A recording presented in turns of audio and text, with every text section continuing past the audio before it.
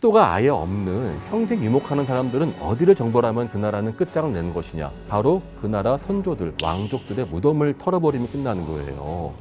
이집트 정복했으면 큰일 날 뻔했네요. 정보 못했죠. 아니 그러니까 아니 많이 졌는데 그렇긴 한데.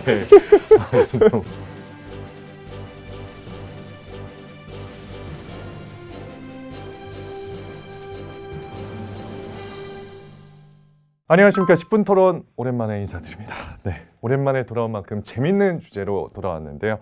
자, 징기스칸의 일대기부터 시작해서 무덤에 대한 미스터리까지 오늘 이야기해 보도록 하겠습니다.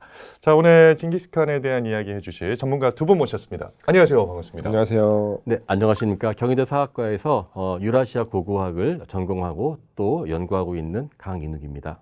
예, 전문가라고 하기에는 조금 부끄럽지만 그 한국이집트학연구소의 광민수입니다. 저는 이제 이집트 고고학을 공부하고 있습니다. 아, 진짜 구면인데 오랜만에 예. 아유, 어디 좋은데 갔다 오셨다고 제가 알고 있습니다. 네. 사랑을 찾아서 좀 이렇게 갔다 왔는데 혹시 보셨나요? 저희가 그 준상 아나운서님 그 SNS를 이제 보고 있는데 네. 근데 너무 즐거우셔가지고 네. 저도 봤습니다. 저기 보셨어요? 저는 지난주에 그 타지키스탄이랑 파미르고 일대를 다니고 막 인골 몇 개도 파고 그랬는데 김준상 아나운서께서 사랑을 찾을 때 저는 인골을 찾았구나. 오늘 또 고고학자 전문가시고 고고학 중에도 또 이집트 전문가신데 징기스칸은 어떻게 좀 아니, 사실 저는 여기 왜 저를 섭외하셨는지 잘 모르겠어요. 저는 징기스칸에 대해서 당연히 여기 강훈 선생님이 계시기 때문에 믿고 제가 나왔고요. 사실 징기스칸은 제가 좋아하는 인물이에요. 그러니까 관심이 있는 역사적인 인물이에요. 저도 뭐 저는 물론 유라시아 고고학이 전공이긴 한데 저는 오늘 징기스칸을 하면 저는 나오고 하면 안 될 뻔했는데 징기스칸의 무덤을 파는 이야기. 그렇죠. 그거는 고고학자들의 이야기인데 사실은 이게 일반인들이 알고 있는 그러한 고고학에 대한 환상 또 실제 고고학은 다르다는데 아마 그런 괴리감을 가장 크게 느끼는 게 아마 이집트 아니겠습니까? 그런 측면이 있죠. 이제 뭔가 이제 대중문화 영역에서 이집트를 왜곡시키고 판타지화 시키는 그 역사는 200년 됐는데 그렇다 보니까 실제의 고대 이집트 문명과 그 다음에 이제 보통 일반 시민 대중분들 이 머릿속에서 이미지화되는 고대 이집트는 사실 조금 차이가 있기는 해요. 한 200년밖에 안 됐어요. 전설화된 게. 저기 징기스칸 500년 넘었는데. 근데 이제 제가 말씀드린 서구 사회에서 근대 사회를 기준으로 할 때 나폴레옹 원정 이후로 본격적으로 이제 유럽에서는 이집트에 대한 어떤 판타지가 이렇게 포장되기 시작하거든요. 이제 그런 측면에서 200년 정도로 말씀드렸습니다. 징기스칸의 무덤은요. 쿠빌라이 칸 시대부터 이미 사방에서 징기스칸의 무덤을 찾기 시작했고 환상적으로 500년 이상 쌓여온 이야기가 있기 때문에 실제 고고학자가 바라보는 징기스칸의 무덤과 일반인들이 알고 있는 어떤 판타지는 완전 다르기 때문에 징기스칸 무덤에 대해 이야기하다 보면은 자연스럽게 내가 곽 소장님의 마음을 이해할 것 같아요. 얼마나 답답할까. 아니 이게 맨날 뭐 파라오의 저주 이야기 한 수백 번 이야기하셨을 것 같아요. 수천 번일 것 같아요. 아니 근데 이제 시작했는데 저희 역시 오늘 10분 토론 100분은 또 필요할 것 같습니다. 아니면 3박 4일도 가능합니다. 저희는. 알겠습니다. 무덤에 대한 이야기에 앞서서 징기스칸에 대한 인물에 대한 설명을 좀 해주시면 좋을 것 같은데. 징기스칸이라는 무덤 엄청나게 포장이 많이 되어 있는 건 사실이긴 한데요. 무엇보다도 이제 맨주먹으로 물론 자체는 원래는 높은 부족장이었지만은 완전히 다 잃어버리고 아주 극적으로 이제 성공을 하고 이 사람이 몽골 제국만 통일하는데 끝났으면은 징기스칸이 아니겠죠. 엄청나게 넓은 그 지역들을 하고 자기가 차지할 수 있는 모든 땅, 심지어 유럽까지 다 가버렸거든요. 그러니까 이게 전 세계에서 이 사람의 손이 닿지 않는 곳은 거의 없다. 아프리카는 못 갔던 거로 기억하는데, 그래서 왜죠? 아프리카? 나중에 말씀을 드리겠지만, 알겠습니다. 이집트가 막았기 때문이죠. 그 한마디로 이제 사실 이게 그 말 가장 많이 하는 게요. 징기스칸이 정복한 땅, 사실 이 사람은 유목민이기 때문에 정확하게 측량은 안 했지만 대략 770만 평방킬로미터. 어느 정도인가요? 남한의 78배입니다. 남한의 10만 평방킬로미터니까. 근데 이게 그냥 가도 힘든데 말로 다 일일이 정복을 하고 사람들을 죽이고 그다음에 이제 그런 땅은 사실 뭐 알렉산더 제왕이나 나폴레옹도 위대한 유럽의 어떠한 군주지만 나폴레옹보다 약 7배 정도가 땅이 넓었어요. 모든 거를 이 사람이 맨주먹에서 시작해서 나라 만들어서 정복까지 했으니까 워싱턴 포스트에서 지난 1000년간 가장 위대한 인물을 꼽을 때 이 징기스칸이라는 사람을 지난 95년도에 꼽았죠. 그 저도 어렸을 때 제일 그 유행했었던 노래가 징기스칸이라는 노래. 네, 징기스칸 이거요? 저는 급작게 금지곡이 됐다는 게 더 중요합니다. 근데 분명히 금지곡인데 운동회 때 듣고 있다는 그런 좀 80년대 이야기였습니다. 예. 징기스칸이라고 하는 인물에 대한 평가는 사실 시대별로 또 문화별로 조금 되게 큰 차이를 보이는 것 같은데 네. 1245년에 몽골을 방문한 카르피니라고 하는 인물이 있어요. 그 교황의 어떤 사절로 이제 그 몽골을 방문을 했었는데 이 카르피니가 돌아와가지고 이제 징기스칸에 대해서 여러 가지 이야기들을 하는데 굉장히 부정적으로 이렇게 과장돼 있어요. 뭐 이를테면 징기스칸의 병사들은 약간 이제 식량이 부족하면 10명 중에서 1명을 뽑아가지고 그 사람을 다 같이 잡아먹었다. 사실이 아닌가요? 사실이 아니죠. 사실일 수가 없죠. 왜냐하면은 몽골군은 상당히 강력한 규율을 갖고 있었던 부대였던 것으로 저는 알고 있고요. 그리고 뭐 결국에 징기스칸은 뭐 벼락 맞아 죽었다 뭐 이런 식으로까지 설명을 하기도 했었고요. 그러니까 몽골군의 어떤 진격을 실제로 경험했었을 가능성이 높은 그 동시대인인 그 아랍의 역사학자인 그 알 아티르라고 하는 사람도 이 징기스칸이 정말 무시무시한 재앙이었다라고 표현을 하고 있기도 합니다. 그러니까 서방에서는 항상 징기스칸은 부정적이고 뭔가 악마에 가까운 존재로 그려졌었는데 공포의 대상, 그렇죠. 또 이런 거였잖아요. 그러니까 공포의 전형이었죠. 예. 그러니까 뭐 아마 서양에서는 저기 징기스칸 온다 그럼 이러면은 뭐 눈물이 뚝 그쳤다. 뭐 그런 얘기가 있어요. 예. 예. 근데 이게 어느 시점부터 평가가 좀 달라지기 시작해요. 긍정적으로. 예, 긍정적으로. 오, 그러니까 징기스칸이 갖고 있는 리더십에 대해서 또 그다음에 이 징기스칸이 남겨놓은 이 몽골 제국이라고 하는 어떤 역사적인 이 결과물에 대해서 재평가하는 일들이 벌어지는데 대표적으로 그 아마 한국에도 좀 책이 출간이 됐어요. 잭 웨더포드라고 하는 그 이게 인류학자인데 이 사람은 징기스칸이 갖고 있었던 그 관용의 정신을 굉장히 높게 평가합니다. 종교 이데올로기에 이렇게 막 이렇게 매여 있지 않은 사람이었었던 것 같아요. 그러다 보니까 종교를 갖고 있었던 사람들에 대해서 대체로 다 받아들였고 신앙이 다른 사람들의 개별적인 특성을 다 존중을 하면서 뭐 이를테면은 전투는 몽골인이 맡고 대신에 이제 돈 다루는 재정적인 부분은 이슬람교들, 그러니까 아랍인들 이 사람들은 이제 왜냐하면 돈에 되게 밝은 사람들이었으니까요. 병술이 엄청나네요. 예. 그리고 기독교인들에 대해서도 기독교인들은 아이를 잘 케어한다. 그러니까 그 육아는 기독교인들이 담당하는 게 좋다라는 어떤 그 인식을 갖고 있었다고도 합니다. 아니 근데 원래 이집트인이신데 어떻게 이렇게 징기스칸을 오늘 거의 몽골인 같으세요? 준비를 많이 해오셨네요. 그냥 이제 좀 제가 사실 낯섭니다. 좀 관심이 있는 인물이고 그렇군요. 한국에서도 네. 징기스칸을 한 10년 전 정도부터 제일 많이 이야기하시는 분들이 있어요. 누구죠? 그러니까 역사학자분들도 아니고 그 경영학 하시는 분들. 리더십에 리더십 관련해서 이 자기계발서에서 징기스칸이 굉장히 많이 인용이 되고 있습니다. 그게 사실은 저도 그래서 이제 지금 말씀하신 수많은 이야기들 결국은 미지의 사람들을 둘 중에 하나예요. 악마이거나 신이거나. 사실은 저는 이렇게 보는 게 왜 갑자기 징기스칸이 20세기에 들어서 이렇게 커졌냐. 지금 말씀하신 것처럼 그러한 신비감 플러스 20세기라고 하는 정치 상황이 있었고 결정적으로 노마디즘이라고 하는 게 노마디즘? 예, 그게 이제 뭔가요? 그러니까 쉽게 말하면은 유목민처럼 살아야 잘 산다.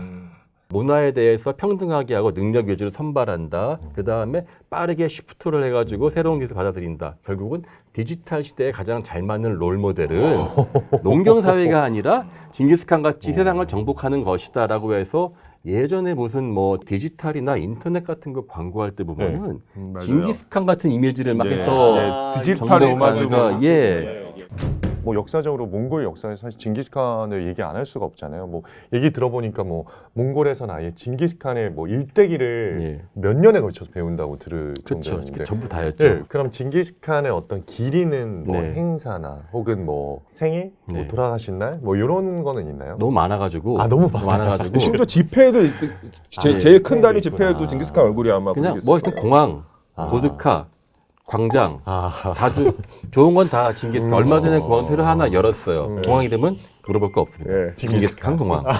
예.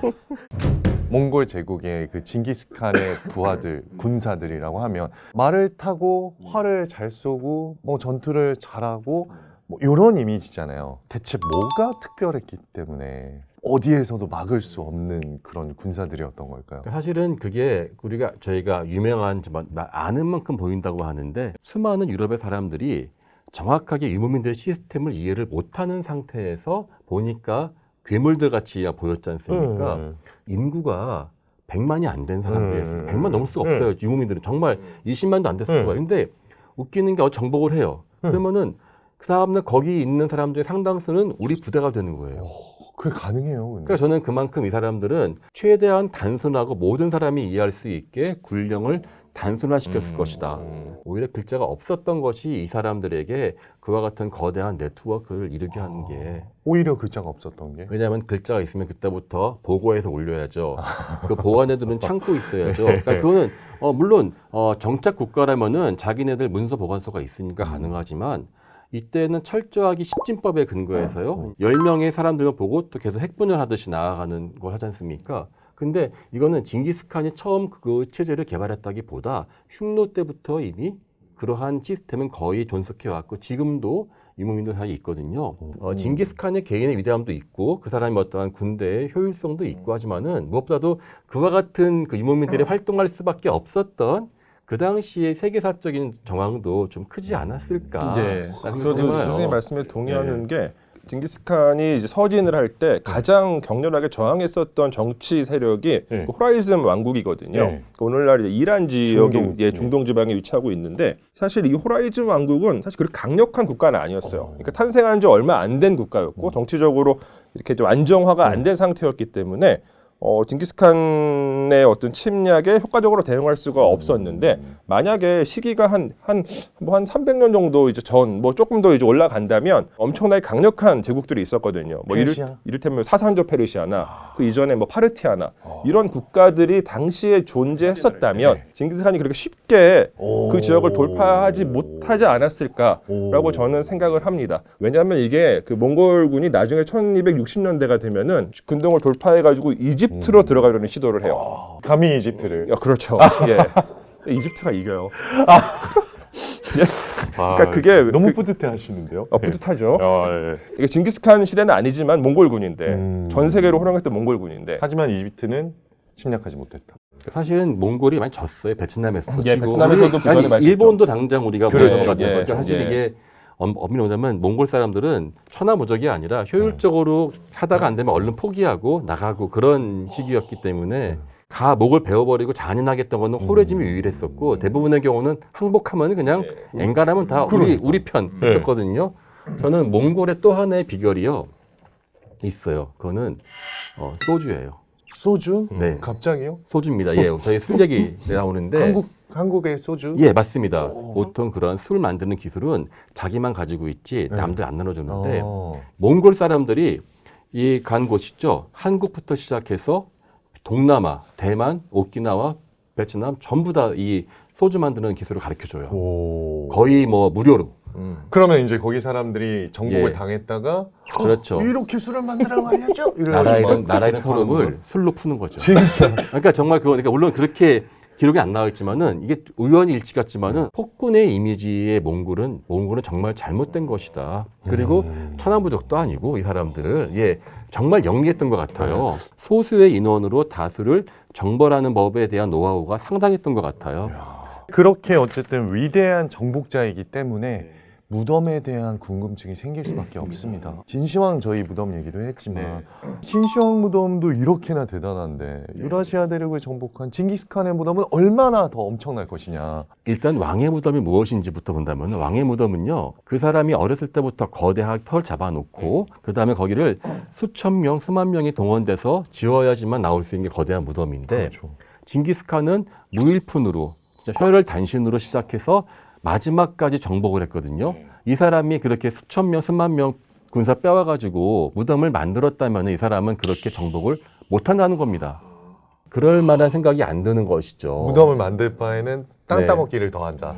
또 하나 13세기에 이 사람이 살았을 당시에 몽골 사람들의 전통을 보면 알 수 있어요. 13세기 몽골의 그 사람들은요. 무덤을 거대하게 만들지 않았어요. 그런 전통이 없었어요. 유목민이라 더 그래요. 그렇죠. 그러니까 이게 고고학적으로 보면 이제 무덤이라고 하는 대상은 되게 의미가 있잖아요. 이게 사실 의미가 있는 이유가 무덤의 주체, 그러니까 망자의 경제적 역량, 사회적 역량, 그다음 미적 역량이 어떤 물리화된 상태 이렇게 설명할 수가 있거든요. 게다가 국가의 역량도 보여줄 수 있고. 그러니까 어떤 그 시대 그 사회의 역량을 보여주는 거죠. 그 역량이 집중돼서 만들어졌으면은 어쩌면 피라미드보다 멋진 무덤이 나오지. 근데 그거는 이제 징기스칸의 무덤이라고 했을 때 뭔가 화려한 무덤, 굉장히 무슨 뭐 금은보화가 막 가득 숨겨져 있는 무덤을 떠올리는 것은 당대의 징기스칸이 지니고 있었던 정체성이 아니라 후대에 이 사람한테 부과된 정체성을 염두에 두고 생각을 해서 그런 것 같아요. 그 후대에 부과된 정체성이라는 것은 이 사람이 어떤 거대한 제국의 창업 군주, 그러니까 이 사람은 엄청나게 많은 사회적인 역량과 경제적 역량이 있었을 것이다, 이렇게 가정을 하는 거죠. 이제 그런 측면에서 우리가 징기스칸 무덤을 한번 상상해 보면 좋을 것 같아요. 왜냐하면 징기스칸이라고 하는 그 인물, 그러니까 몽골인, 유목민 이라고 하는 정체성이 분명히 반영되었을 것이고 뭔가 미적인 역량도 분명히 반영되었을 거예요. 근데 징기스칸이 어떤 굉장히 화려하고 아름다운 것을 좋아했을까라고 했을 전혀 때 그렇지 그렇지 않죠. 않을 가능성이 매우 높죠. 그렇죠. 이게 사실은 그 본격적으로 이 징기스칸의 어떠한 환상 생긴 게 마르코 폴로의 동방견문록에 징기스칸에 대한 막 여러 가지 전설 소개하면서 그렇죠. 부르한 할둔에 묻혀 있다. 그 일대에서 거기 찾으면 되는 거 아니에요? 아니 그 태백산맥이라고 생각하시면 되죠. 태백산맥에서 더 커요. 그러니까 더 크죠. 예. 부르한 할둔이 이게 거대한 산맥이에요. 우리로 말하면은 한반도 어딘가에 세종당에 묻혀 있다. 거의 그 역할이 그 정도 급인데 생각해 보면 마르코 폴로가 이탈리아에서 온 사람이 예, 그렇죠. 어떻게 합니까? 그 말은요, 마치 시진핑의 가족의 비밀을 대림동에 있는 연변에서 오신 분이 아니고 똑같은 거예요. 그런데 여기서 우리가 또 중요한 게 봐야 될 게 있습니다. 중국의 왕조가 되면서요, 원나라가 그때부터는 세계적 국가가 됐어요. 네. 전 세계 수십 개 나라가 이 몽골의 왕조를 존경해야 그렇죠. 되는데 존경의 필수 아이템이 무엇이냐? 거대한 능이 있어야 돼요. 징기스칸 때는 그런 게 없었어요. 하지만 없다는 것 자체가 원나라라고 하는 나라의 정통성을 훼손시킬 수 있어요. 어떡하냐, 어딘가 있는데 다 죽여버렸다는 식으로 충분하게 이야기 만들 수 있고, 거대하게 있는데 당신들은 모를 거야. 2,000명이나 된 사람들을 다 묻어붙고 다 죽이고 해서 모를 거야. 발발고 밟았다, 뭐 산으로 뭐 덮었다 하는데 그런 역사적 기록이 있나요? 그거는? 있어요. 그리고 결정적으로 징기스칸이 어떠한 무덤을 선호했을까라고 하는 데에 대한 기록이 남아 있습니다. 네. 어떠한 무덤을? 그러니까 13세기 초반에 이 징기스칸이 이제 거의 말년이죠. 60세가 넘어갈 때쯤 돼서 중국에서 아주 유명한 도교의 도사를 불러요. 이 사람 이름은 장춘진인, 실존 인물입니다. 구척이라고도 하는데 징기스칸이 뭐냐면 나에게 이 비밀을 다오. 그러니까 이 사람은 거대한 영생의 비밀을 다오. 나는 고분이 아니라 나는 고분 필요 없고 오래 살 수 있는 비결을 다오. 라는 이 구척이가 그런 건 없고요. 건강하게 오래 사실 수는 있습니다. 그러려면은 살생을 금하시고 말 타는 거 줄이시고 사냥 함부로 하지 마시라고. 거의 뭐 이제 연배에 들었으면 이제 앞으로 좀 운동은 적당히 하시고 술 담배 줄이시고 거의 그 수준이겠죠. 그러니까 트리스카는 알겠다고 하면서 나중에 조서를 내려요. 한마디로 이제 검소하게 살고 서로 이렇게 협력을 해서 너희들은 잘 이 왕조를 번성시켜라. 자기 무덤 같은 데다 하라. 그런 말 일절 없어요. 사실 징기스칸 입장에 보면요, 징기스칸은 탕구투하고 싸우다 죽거든요. 근데 이 사람이 볼 때는 우리 자기 왕조가 당대에 끝날 수도 있다고 생각했을 것 같아요. 얼마나 불안했을까요? 게다가 그 당시에는 그 몽골의 또 하나의 가장 강력한 라이벌이었었던 금나라가 아직도 멸망하지 않았었죠. 그리고 이제 징기스칸이 그 생전에 했었던 경험들을 보면 굉장히 이제 젊은 시절에 많은 고생을 하잖아요. 엄청나게 이제 그 다양한 권력 다툼 속에서 그런 것들 경험을 토대로 이제 뭐 자기 미래를 상상을 했다면 자기 자식들도 그러니까 약간 불안했을 수 있을 것 같아요. 또 하나 중요한 게 수도가 아예 없는 평생 유목하는 사람들은 어디를 정벌하면 그 나라는 끝장을 내는 것이냐. 바로 그 나라 선조들, 왕족들의 무덤을 털어버리면 끝나는 거예요. 이집트 정복했으면 큰일 날 뻔했네요. 정보 못했죠. 그러니까 많이 졌는데 그렇긴 한데. 그때 털었으면은 이집트 유물의 울란바토를 볼 수 있었는데. 그럴 수 있죠. 그러니까요. 진짜 큰일 날 뻔했네요. 근데 실제로 징기스칸도 그럴 것 같아요. 내가 죽어서 이만하게 징기스칸 무덤 하면은 서로 내 무덤 파가서 우리 나라 망하는데 그걸 보겠습니까? 절대 못 보죠. 그래서 징기스칸이 차라리 정상적인 군주라면 절대 그렇게 하면 안 돼요. 게다가 징기스칸은 글자를 몰랐거든요. 어떻게 그 징기스칸을 싸워요? 근데 그와 비슷한 재미있는 상황이요. 삼국지에 있는 인물 중에서 예. 제갈량이 죽을 때 이야기가 있어요. 그 당시에 왜 그 정벌하다 죽는데 이 사람 유언이 정말 비슷했어요. 그 아무한테 알리지 말고 4명의 군사가 내 관을 들고 운구하게 하다가 자연이 끊으면 거기다 묻어버려라 그냥. 알리지 마라. 그러니까 나의 무덤을 알리지 마라가 징기스칸의 유언이 될 수밖에 없을 것 같아요. 사실 그러니까 거대한 왕묘는 언제나 표적이 될 수밖에 없어요. 그러니까 이집트의 사례만 봐도 알 수 있는 게 고왕국 시대의 파라오들은 이제 다들 아시는 것처럼 피라미드를 거대하게 만들었죠. 근데 이 피라미드는 너무나 잘 보이는 그렇죠. 무덤이에요. 예. 도굴이 될 수밖에 없어요. 예. 그러니까 왜냐하면 사람의 욕망은 사실 끝이 없기 때문에 그렇죠. 뭐 아무리 뭐 저주가 있다 뭐 이런 소문이 퍼져도 합니다 다. 예. 그래서 다 도굴이 됐고 이미 예. 그렇다 보니까 그 후대의 파라오들 이제 대표적으로 신왕국 시대의 파라오들은 이 무덤을 이제 숨기는 선택을 하죠. 숨기는 선택을 이제 했었지만 그건 역시도 결국은 다 다 털렸다. 네. 아니 그러니까 결국은 나는 무덤 필요 없다라고 했지만 또 얼마나 그 징기스칸의 이제 후예들은 우리 아버지의 무덤을 그렇죠. 만들어야 맞습니다. 분명히 어딘가에 있긴 있을 거라는 말이죠. 당연히 그러니까 있습니다. 금은보화는 없을지 몰라도 분명히 몽골 어딘가에 있을 것이다 해서 많이들 찾지 않았습니까? 네. 찾다가 막 이상한 저주 같은 네. 일들도 막 일어나고 근데 뭐 찾았던 사람이 도굴꾼이 아니라 뭐 네. 미국의 변호사가 먼저 찾아다녔다고. 그렇죠. 이 사람이 뭐 이제 그 모리 크라비츠라는 사람인데요. 일반인인데 고고학 매니아. 그래서 트로이 발굴과 같은 걸 하겠다 자기는. 그래가지고 40년 동안 몽골이랑 왔다 갔다 해서 뭔가 그러니까 나왔나요? 그래서 많은 무덤들이 오. 나왔는데요. 몽골 시대 때 징기스칸과 비슷한 시대의 무덤이 나왔다고 했지 그것이 징기스칸이라고 아니, 말할 수. 예. 근데 또 웃기는 게 소위 말하는 이 과장이 너무 심해지는 거예요. 그래서 징기스칸 저주가 나오는 거죠.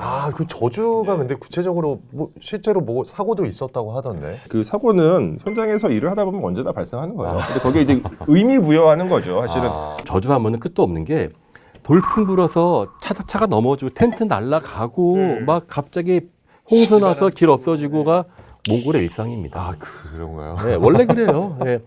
한국에 이순신 무덤 팔아왔더니만은 한국에 폭염 닥쳐 7월 달인데 거의 그 꼴인 거예요. 아니 몽골 사람들은 안 찾고 싶어 하나요? 찾고 싶어 하지만은 이게 문제는 이거예요. 자꾸 이런 식으로 가십거리로 소비되는 건 싫어하는 거예요. 그러니까 이게 선생님 말씀 저 완전히 동의하는 게 사실 징기스칸 무덤 찾기. 네. 그러니까 이게 약간 좀 언론을 통해 가지고 좀 과장되고 키워드가 이렇게 재밌죠. 이제 그렇게 이제 사용되는데 네, 이게 또 재밌잖아요. 실제로 고고학적으로도 꽤 유용하게 쓰이는 부분이 있는 것 같아요. 그러니까 엘버트 유민 린이라고 하는 이제 학자가 이제 프로젝트로 이제 진행한 연구인데 2010년에 시작이 됐고요. 2014년에 논문이 나왔어요. 그 논문의 제목이 Crowd Sourcing the Unknown: The Satellite Search for Genghis Khan이거든요. 그러니까 이게 크라우드 소싱은 뭔지 아시죠? 알죠. 그러니까 돈을 모아가지고 어떤 미지에 관한 크라우드 소싱이라는 제목이 있고 그리고 목표는 그 위성을 사용해서 징기스칸 무덤을 찾기인데 그러니까 이분이 했었던 연구가 저는 굉장히 의미 있다고 생각하는 게 그래요? 요거를 이제 어떤 플랫폼을 만든 거예요. 그래서 거기다가 요 기본적인 데이터를 이제 실어 놓은 다음에 여러분들이 관련한 자료들을 여기다 다 올려주세요. 라고 한 거예요. 그러니까 이제 몽골에 여행을 갔었던 분들이 찍었던 사진 뭐 이런 것들이 전부 다 올라갔고 재밌다. 그래가지고 약 한 3년에 걸쳐가지고 10,000명 이상이 참여를 했고 그다음에 그 이제 덧붙여진 태그들이 한 230만 개 정도 됐다 그래요. 그러니까 크라우드 소싱으로 돈을 모은 게 아니라 같이 찾아보자. 그러니까 이게 자료를 모은 거군요. 거죠. 그러니까 일종의 이게 고고학자들이 발굴을 하기 전에 진행하는 지표조사라고 하는 그 조사를 원격으로 한 것 같은 저는 느낌이 들었어요. 그렇게 한 다음에 이 이제 진짜 연구자들이 데이터를 한 3만 시간 정도에 걸쳐 가지고 분석을 한 다음에 결과를 내놨는데 그 결과가 그러니까 징기스칸 무덤은 없어요. 그러니까 징기스칸의 무덤을 찾은 건 아니지만 굉장히 의미 있는 한 55개 정도의 고고학적인 누적지를 이제 찾은 거예요. 목표는 달성하지 못했죠. 징기스칸 무덤을 찾지는 못했지만 처음부터 징기스칸 무덤이 어떻게 생겼는지 모르는데 어떻게 찾아요? 맞아요. 그러니까 이게 그러니까 약간 이거는 그냥 선전용 모토였었던 것 같고요. 징기스칸 무덤 찾기라는. 근데 어쨌건 그 모토가 사람들의 관심을 불러 모았고 그 차원에서 뭔가 집단지성 힘이 좀 발휘된 게 아닌가 하는 그런 느낌을 좀 받았습니다. 징기스칸의 무덤이 있다면 있다면 어디라고 생각하십니까? 저는 그가 죽은 데서 멀리 떨어지지 않은 곳에 그의 무덤이 있을 것이다. 왜냐하면은 그게 사람이 죽으면요 알다시피 부패를 하거든요. 그렇죠. 그건 사실 그거는 자연스러운 거기 때문에 과연 흉측하게 변하는 걸 보면서까지 몇 년 동안 갈 것이냐. 그리고 죽음을 알리지 말라고 그러지 않습니까? 그 근처 어딘가에서 작게 묻었을 것이고 그 대신에 그의 다양한 유품들을 가지고 와서 그의 고향에서 시간을 두고 묻었을 것이다라고 저는 보고 싶어요.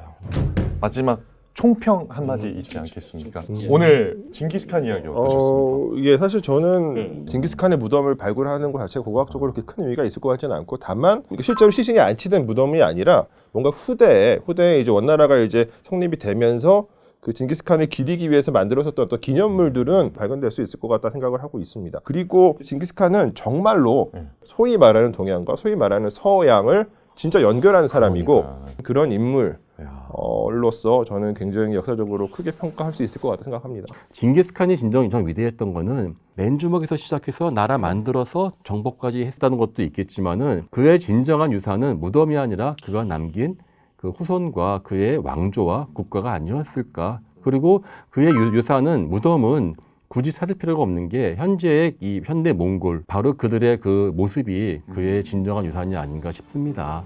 네, 오늘 10분 토론 칭기스칸에 대한 일대기부터 시작해서 무덤까지 정말 깊이 파헤쳐봤습니다. 여쭤보고 싶은 게 더 많지만 네, 10분 토론이니까 여기서 보내드리도록 하겠습니다. 고맙습니다. 감사합니다. 고맙습니다. 네.